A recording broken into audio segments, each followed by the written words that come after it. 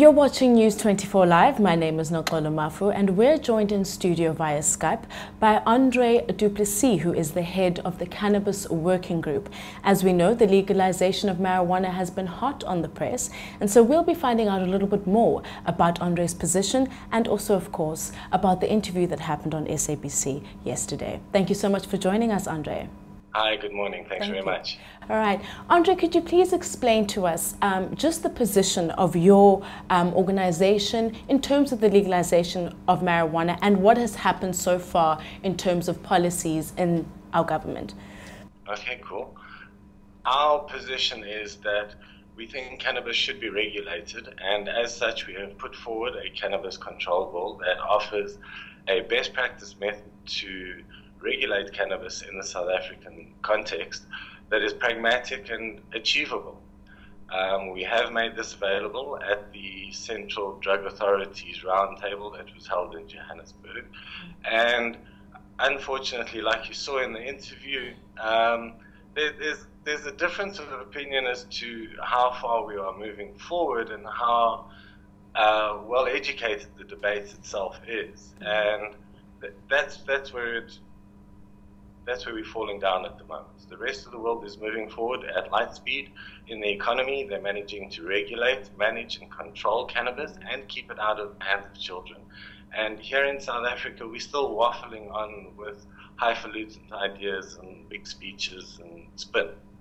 All right. And the reality of the fact is that people in South Africa, citizens in South Africa, grow, smoke and use cannabis on a daily basis, as I showed you.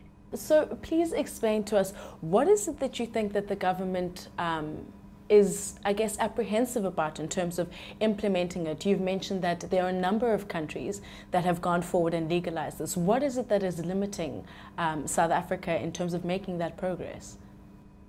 Well, I would say simply education, honestly, because I know that the cannabis position paper that we created was given to the Minister of Health and to the President Jacob Zuma himself. So it's literally a case of, did you read it? You know, did you assimilate the information? I know you've got it.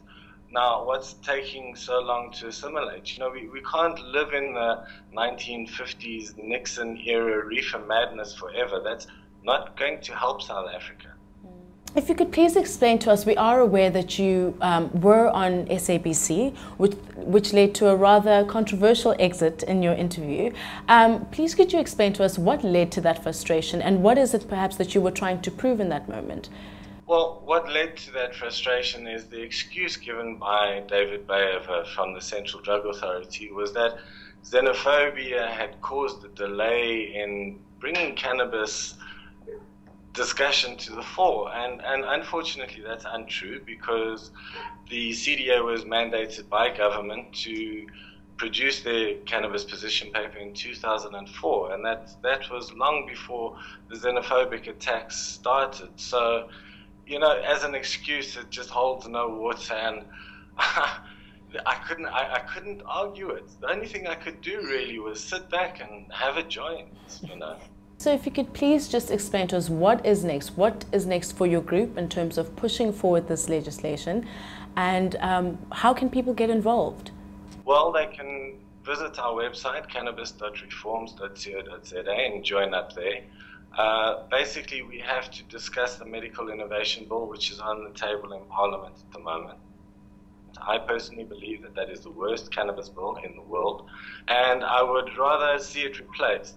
I discussed this with Mario Ambrosini before he passed, and we had a good laugh about it, actually, that yes, it was just a point of his to bring it up for discussion, but that he would prefer to see it replaced by a better, more appropriate bill.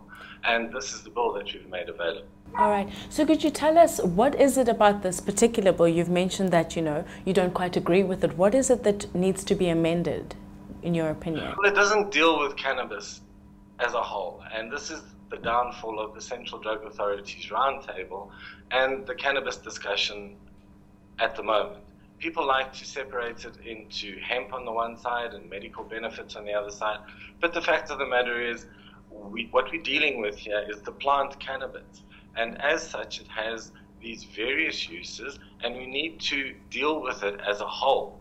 We can't break it up into little pockets and expect that new policy or that new advice that we give in the Parliamentary Committee on Health is going to give them a holistic viewpoint. It's not. It's going to be a segmented, fragmented viewpoint. And part of the reality of cannabis is South Africans use it daily. They grow it daily.